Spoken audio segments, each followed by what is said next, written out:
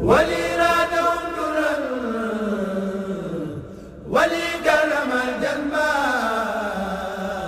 أقاسني الحنان من كيد من خلا وسالكنا للخل لي بر ما ينبا. ñoo ngi nuyu mbooleem mbokk taalibe bi yëpp tey nag ñu ñëw fii ci atu boo xam ne sëñ Ahmadou Badawi moom sëñ Mouhamadou Fadal doon ko siyaar si doon ko ndokkeel si doon ko ñaan itam yàlla suñu borom subhanahu wa taala gën ko fee yàggal te wéral ko muy kenn ci yoon wi muy kenn koo xam ne liggéey yu am solo ci liggéeyu yoon murit rawatina lu jëm ci li gënoon ñor sëñ bi muy njàng mi moom sëñ Mountakha dénk ko mu jamax bii nga xam ne mooy nekk fii ci Touba mu koy taxawal di ci am ay liggéey yu am solo waaye nag jiituwaat Rawdu Rayaahiin bi nga xam ne ku ne xam ne ay yëngatoom ci yoon wi rawaat na màggal Touba su musaana jub si muy kenn koo xam ne ak taxawaayam ràññee ko na lool ñu ñëwoon tey yi nag ci turu karawaan gi ànd ak Sëñ Seex Mbeng Baye Fall ak mbooleem ñi nga xam ne léegi ñoo nekk ci karawaan Mayumba bépp am na sax ñoo xam ne xëy na yàlla dogal ñu ñibbi démb waaye gënoon ñoo fee yaatu ñëwoon na ci sëriñ bi doon ko siyaare doon ko leeral liggéey bi nga xam ne moom lañ doon yëngutu foofu muy liggéey Sëriñ Tuubaa rawatina ca Mayumba nga xam ne sëriñ bi nekkoon na fa di fa jaamu boroomam daj fa lu nekk nga xam ne fa la waxee ne mujj naa mel ab jant mu doon samp ay bantam ñu koy semp di ko sànni di ko xatal di ko buntu xatal ba suñu borom fayee ko ci jumaa yi Tuuba ak jumaa yi Njaarim foofu nag fa lañ fas yéene incha allah rabbi gën a jëmmal mboolem jaar-jaar yi nga xam ne léegi Sëñ Tuuba jaarandoo ko fa rawat na foofu ci barabu jànguwaay waaye ci barabu tamit ngir bëgg gabon ya fa nekk gën a xam sëriñ bi nga xam ne seen diine ak sëriñ bi dootul nekk koo xam ne sax day jóge fii dem di leen ko jàngale waaye ñoom ñoo koy mën a jàngal seen bopp te loolu lépp day juddoo rek ci biir liggéey bi ak jumaay joo xam ne jumaay Sëriñ Tuubaa lay doon te yaakaar naa sëriñ bi fu ñu ko sampal jumaa neex na ko waaye foofu dana ko neex lool loolu la wax sëñ Mountakha ne ko am naa yaakaar ne fu ñu ko sampal jumaa rek neex na ko waaye foofu moom ku taxaw ba sampal fa jumaa dana ci am mbégte dana ci am lu maanaam ngërëm Sëriñ Tuubaa kon nag loolu lañ ñëwoon sëñ bi doon ko leeralal doon sàkku itam ay kàddu yoo xam ne dañ ci soññee ci mbooleem mbokk taalibe yi nga xam ne léegi ñooy dégg sa kàddu gën a mën a xam barab ba ndax barab la boo xam ne ku fa gën di dem gën a xam sëñ bi te sëñ bi loo ko gën di xam di ko gën di bëgg ndax mettiwaay ba ak sorwaay ba foog takk weesu na ko ci jamono yi maa rawaat na jamono yoo xam ne léegi sëñ bi nekkoon na fa. asalaamaaleykum wa rahmatullahi wa barakaatu. ñu ngi leen di nuyoo bu tedd di ko teg ci loxol sëriñ Cheikhouna Bousso ak sëriñ Moustapha ak sëriñ Cheikh Mbeng bi nga xam ne moom ngeen àndal Baye Fall ngir ngeen jottali ni ko ci mboolem bokki taalibe yi mboolem ñi nga xam ne ñoom ngeen àndal ci liggéey bu màgg bii ak mboolem bokki taalibe yi nekk Gabon ak mboolem murid yi rek fuñ mën di nekk di am mbégte lool ci dalal leen ci barab bii nga xam ne mooy daara Cheikhul Khadim ngeen ñëw fi nag ak yitte joo xam ne ju am solo la yoo xam ne ñëpp ngeen ci nekkal ñëpp ci war a nekk itam mooy rek gëstu ak xeeñtu jaar-jaari Cheikhul Khadim radiyallahu anhu doon loo xam ne lépp njariñ la waaye kenn mënu cee xóot wala nga gëstu ci te tuddoo Gabon moom dafa bokk ci siirawu Cheikhul Khadim radiyallahu anhu am ci itam lu bari loo xam ne sëriñ bi moo ko bindal boppam ci xasaayid yi tudd sax ay dëkk yooyu nga xam ne tudd ngeen fa ngeen bëgg a def liggéey bu am solo bopp bi mu doon loo xam ne itam dafa waroon a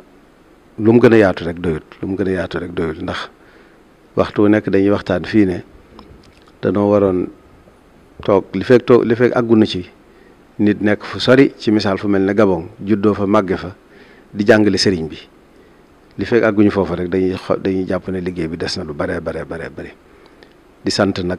mag ñi nga xam ne ñoo tàmbali woon jéego yi ngeen di dox mu doon lu am solo yëkkati ko ba mu yegg si nga fii nga xam ne fii la toll ngeen bëgg cee tabaxaat sof ci jëme ci kaw Serigne Fallou Bousso ak mboolem mag ñi nga xam ne ñooy bokk taalibe yi mu àndaloon liggéey bi foofee ñu fi jiitu ñu di leen di ñaanal bu baax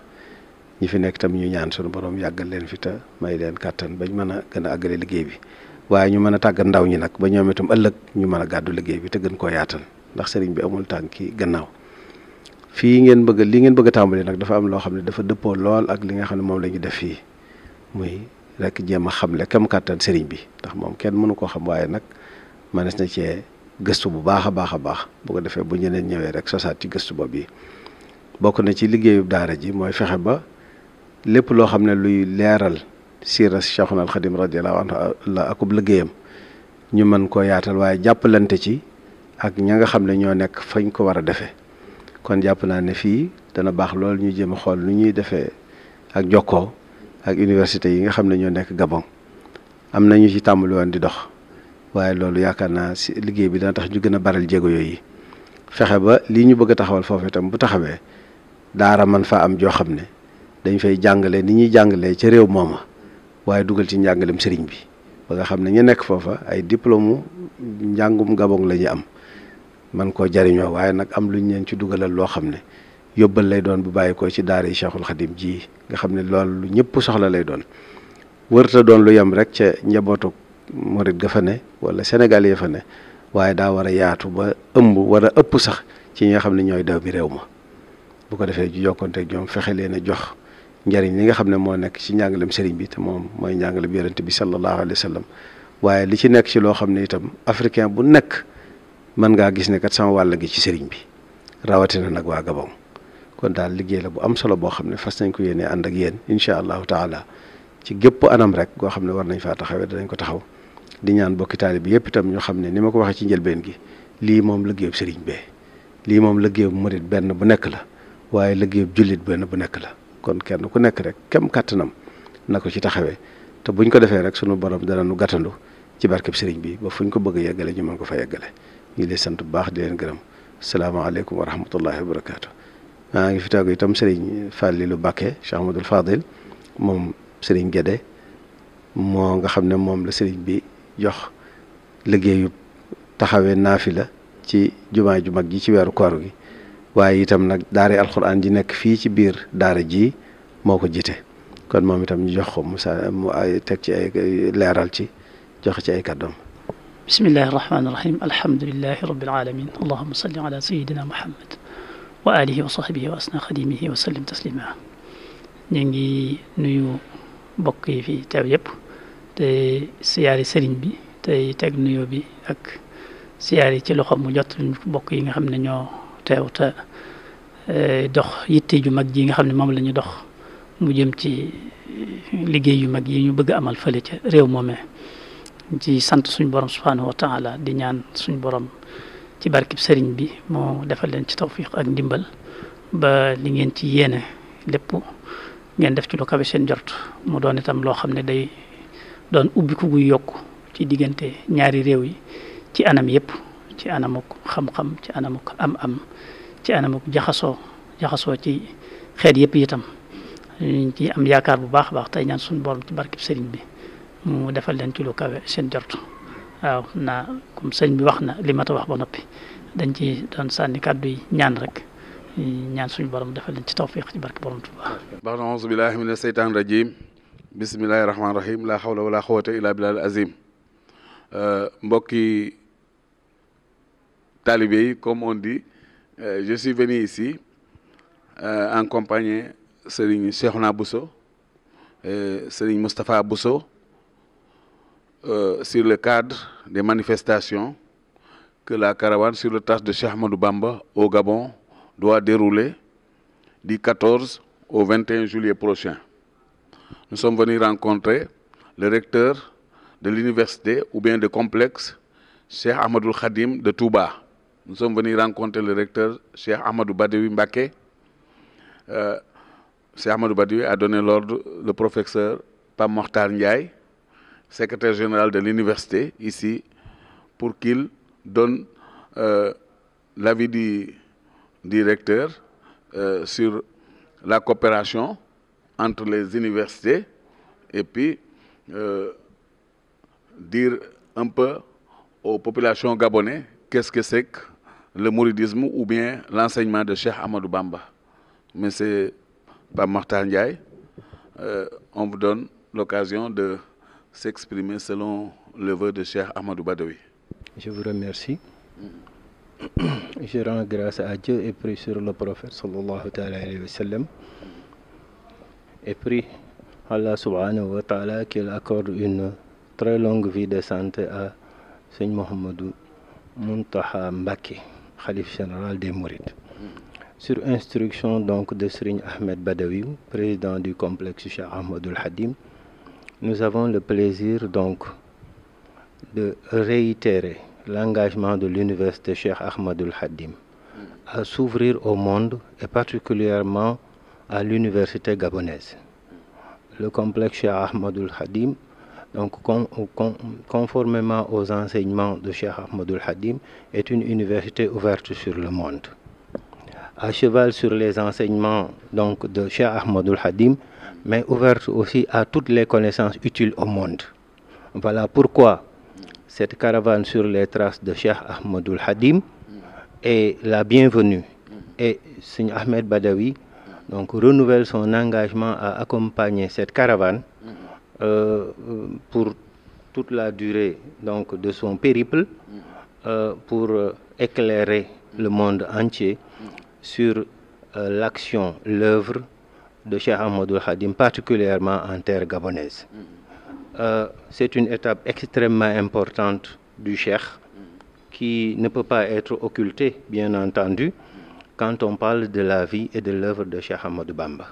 Il a séjourné en terre gabonaise pendant de très longues années, dans la solitude, dans des conditions extrêmement dures, mais il n'a jamais renoncé, bien entendu, à son engagement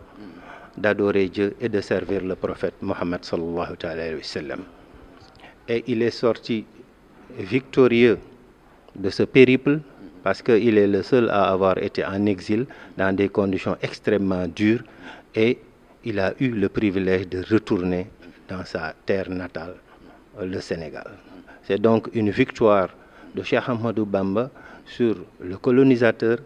mais par l'adoration de Dieu et par la non-violence. C'est donc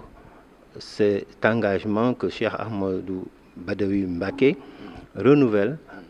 et que l'université est prête à accompagner cette caravane, mais aussi tend les bras à l'université gabonaise pour une coopération parce que c'est une université qui a déjà noué énormément de partenariats à travers le monde avec des universités sénégalaises, des universités africaines, mais aussi des universités au-delà du continent africain. Je vous remercie.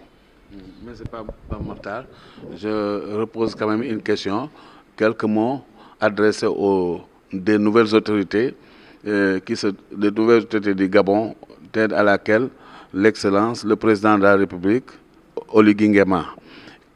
qui a séjourné dans le passé ici au Sénégal. Il travaillait dans l'ambassade du Gabon, avec aussi le ministre des Affaires étrangères, Mamadou Ndiaye, que Serigne Mountakha a désigné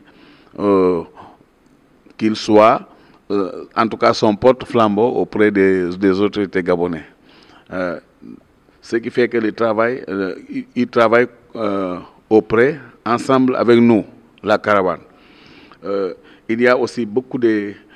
efforts aussi que les autorités ont fait. Ils nous ont facilité les déplacements des pèlerins vers Libreville. Ils ont facilité aussi les déplacements à l'intérieur. Et vous savez qu'il y a des zones très enclavées, par exemple comme Mayomba qui fait 819 km de Libreville. Mais les autorités nous accompagnent surtout et ils nous facilitent. Et ils ont promis aussi de mettre des patrimoines, des endroits où Cheikh Ahmadou Bamba a séjourné dans le passé, en tout cas entre les mains des Mourides. Nous appelons aussi les diaspora Mourides où ils se trouvent, qu'ils vont ensemble à Mayomba. Qu'est-ce que vous allez dire un peu? C'est-à-dire nous demandons des mots adressés aux autorités locales. Je vous remercie. Donc, je pense que Serigne Ahmed Badawi Mbacké donc remercie vivement les autorités gabonaises pour toutes les facilitations qu'elles ont voulu accorder à cette caravane, mais aussi pour toutes les facilités qu'ils ont eu à accorder, mais à la tenue, bien entendu, de ce pèlerinage-là. C'est donc des remerciements renouvelés, mais en même temps aussi, c'est un appel à la diaspora pour que tout le monde puisse vous accompagner, venir avec vous, et donc faire de ce pèlerinage qui est envisagé, de ce Magal, mais un très grand moment donc de ferveur, mais et de rehaussement de l'œuvre de Cheikh Ahmadoul Khadim. Ouais, je vais seulement dire que le recteur ici, Cheikh Ahmadou Badawi, est le jeune frère du Khalif général de Mourides. Il est le fils du deuxième Khalif général de Mourides, Cheikh Ahmadou Fadel. Donc, vous voyez que il est très engagé selon ce qu'il a dit pour travailler ensemble avec la caravane, parce que nous travaillons pour eux. Nous sommes des disciples de Cheikh Ahmadou Bamba. Nous sommes au Gabon dans le passé et aujourd'hui, et nous travaillons et puis nous suivons, comme président Bonga avait demandé que ce qui les intéresse à la communauté mouride, c'est qu'ils sont toujours un guide que tout le monde respecte. Voilà, donc ce comportement-là aussi, nous voulons quand même que ça, c'est l'enseignement de Cheikh Ahmadou Bamba. Voilà, donc en tout cas, on vous remercie. Oui, on remercie aussi de Cheikh. On demande des prières pour que la paix règne au Gabon comme dans le passé.